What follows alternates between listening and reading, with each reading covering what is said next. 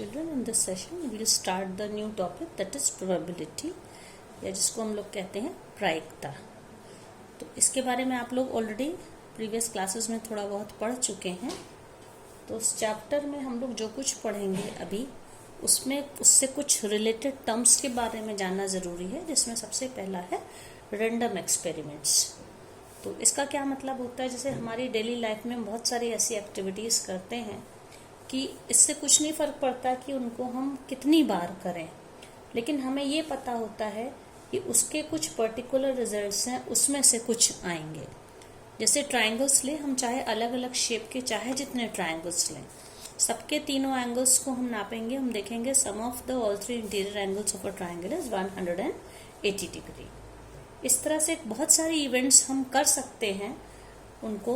जैसे कि हमने किसी कॉइस को टॉस किया, किसी सिक्के को उछाला हमें, तो हम उसको नंबर ऑफ टाइम्स टॉस कर सकते हैं। हम उसको 100 बार, 200 बार या चाहे जितनी बार, 2 बार, 5 बार करें, लेकिन हमें ये पता है कि उस सब सिक्के को उछालेंगे तो उसमें से हेड आएगा या टेल आएगा। इसी तरह से हम किसी उसको डाई को when we roll a die, जिसको हम पासा कहते हैं, लूडो में या बहुत सारे बोर्ड गेम्स में यूज होता है। आपने देखा उसमें डॉट्स बने होते हैं 1 से लेकर 6 तक के, तो या कभी कभी उसमें नंबर लिखे भी होते हैं। तो उसको जब हम उछालेंगे तो चाहे जितनी बार हम उनको थ्रो कर सकते हैं, फेंक सकते हैं, और हमें पता है कि उसमें से जो सबसे ऊपर फ्रंट पे आएगा वो क्या आएगा। तो ये जो एक्सपेरिमेंट्स हम करते हैं, इनको हम रैंडम एक्सपेरिमेंट कहते हैं।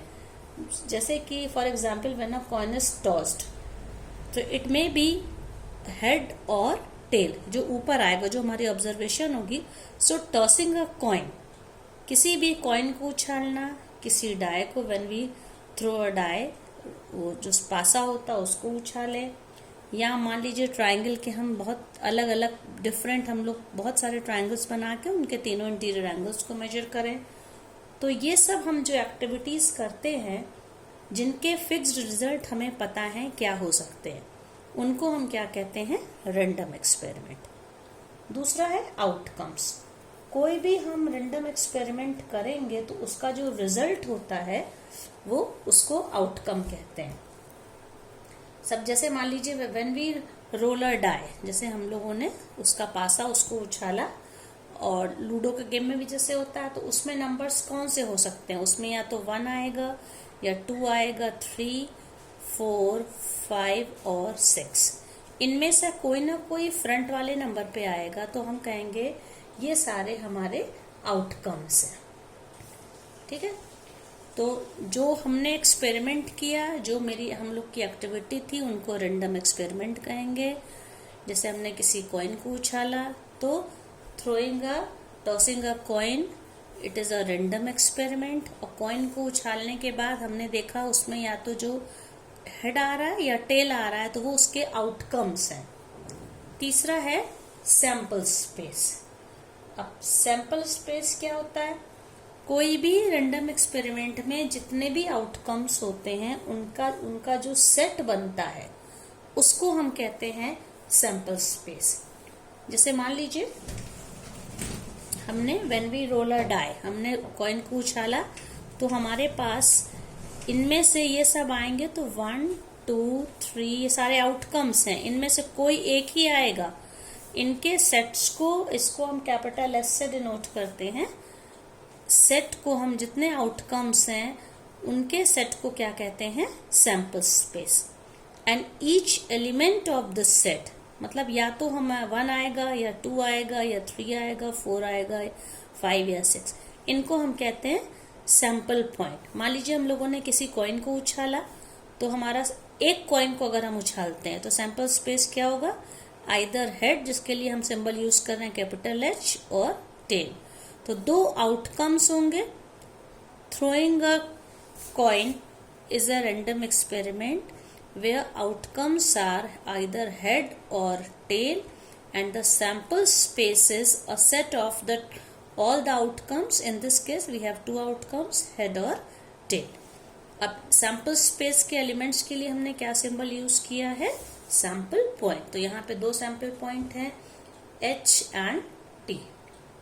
अब इसी से रिलेटेड हम लोग कुछ एग्जांपल्स बच्चों ले लेते हैं। जैसे सबसे पहला है, ठीक है, when we throw 2 coin, throwing 2 coins, 2 coins को हमने थ्रो किया है, ठीक है। तो 2 कॉइन्स हैं, जैसे मान लीजिए एक कॉइन ये है और दूसरा कॉइन ये है, ओके। तो अब इसमें पूछा है कि सैंपल स्पेस क्या होगा, ठीक है। तो मान लीजिए ये वाला, इससे क्या मिलेगा, अगर हम इसको उछालते हैं तो इससे हमको क्या मिलेगा, हेड मिलेगा या टेल मिलेगा, ठीक है। और इसको जब हम व्हेन वी थ्रो इट, इससे भी हमको क्या मिलेगा, we have 2 outcomes, head and tail. लेकिन जब हम दोनों को एक साथ उछालेंगे तो हमें एक साथ 2 आउटकम्स दिखेंगे। तो या तो दोनों हेड मिलेगा, ठीक है, या दोनों टेल, फर्स्ट कॉइन में भी टेल मिला, सेकंड कॉइन में भी टेल मिला, या फिर फर्स्ट वाले कॉइन से इसका हेड मिला और दूसरे वाले कॉइन का टेल मिला, या फर्स्ट कॉइन का टेल मिला और दूसरे वाले कॉइन का हेड मिला, ओके। अब इसके बाद और एक चौथा ऑप्शन, क्या ये ऑप्शन था कि दोनों टेल है, तो या तो दोनों हेड या दोनों tail, first coin head, second coin tail, first coin tail and second coin, this is head. तो ये टोटल नंबर ऑफ आउटकम्स हैं, इसी को हम क्या कहेंगे, सैंपल स्पेस। इसी तरह से एक और यहाँ पे एक्सपेरिमेंट किया गया है, rolling a pair of dice, 2 हमने we have rolled 2 dice, one is blue colored and another is red colored, ठीक है। तो अब इसमें हमें number of elements in this, इसमें सैंपल स्पेस निकालना है। तो फर्स्ट वाले को मान लीजिए, जो हम लोगों ने पहला वाला, एक ये 2 हमारे पास, suppose we have 2 dice, okay, इस तरह से है, and this is the second one. अब मान लीजिए इसका 1 आता है, इसको थ्रो किया, इसका 1 आता है, दोनों को एक साथ किया तो इसके 1 के साथ इसका 1 आए, एक ये हो गया, या इसका 1 है और इस वाले डाई का इसका 2 आ जाए। सिमिलरली थर्ड आउटकम में भी 1 3 and 1 4 1 5 1 6, फर्स्ट वाले डाई का 1 और इसके 6 आउटकम्स हो सकते हैं from 1 to 6। Similarly we have now, इसके बाद अब इस वाले का अगर 2 आ गया, suppose 2 1 2 2 up to 2 6, in the same way अगर फर्स्ट वाले डाई इसका 3 आ गया और 3 इसको हमने उछालने पे इसका 3 आ रहा है, और इस वाले में से क्या आ रहा है, 3, इसका फर्स्ट का 3, इसका 3 1 3 2 अप टू 3 6। सिमिलरली इसका 4, इस वाले से अगर 4 आउटकम है ऊपर वाले सरफेस पे और इसका 1 है, 4 1 हो सकता है, 4 2 अप टू 4 6। सिमिलरली दिस में भी 5 1 5 2 देन 5 6। अगर इसका 6 आए, आउटकम फर्स्ट वाले का 6 आए, तो अब हम लोग पास इसके 6 ऑप्शन है। 6 के साथ 1 आ सकता है, 6 के साथ 2 आ सकता है, up to 6 6। So if we see, total number of outcomes are 6 into 6, that is 36। तो सैंपल स्पेस में हमारे ये सारे एलिमेंट्स होंगे।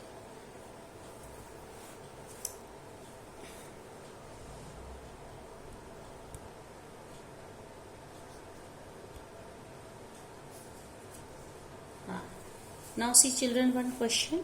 A coin is tossed. If it shows head, we draw a ball from a bag consisting of 3 blue and 4 white balls. Okay? And if it shows a tail, we throw a die. Describe the sample space of this experiment. इसमें क्या किया गया, किसी coin को हमने उछाला, अगर coin में head और टेल में दोनों प्रोबेबिलिटी है, अगर हेड आ जाता है एक बैग है जिसमें 7 बॉल्स रखी हैं, 3 ब्लू बॉल है और 4 व्हाइट बॉल, उनमें से हम कोई एक बॉल निकालते हैं। ठीक है, अगर हेड आता है तो हम बॉल निकालते हैं, और अगर टेल आता है when we throw a die it means we have not done 6 outcomes from 1 to 6। तो हम टोटल सैंपल स्पेस इसमें देखेंगे क्या है।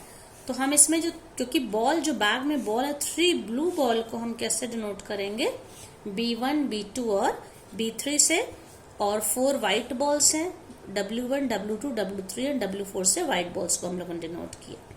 अब हमारा सैंपल स्पेस क्या बनेगा, जब अगर हेड आता है, when we throw a coin is tossed, तो अगर हेड आया, हेड के साथ या तो पहली वाली ब्लू बॉल या दूसरी वाली या तीसरी वाली, सो HB1, HB2, HB3, या चौथा ऑप्शन क्या है, हेड आने पे पहली वाली व्हाइट बॉल भी निकल सकती है, दूसरी व्हाइट निकल सकती है, W1, HW2, HW3, HW4।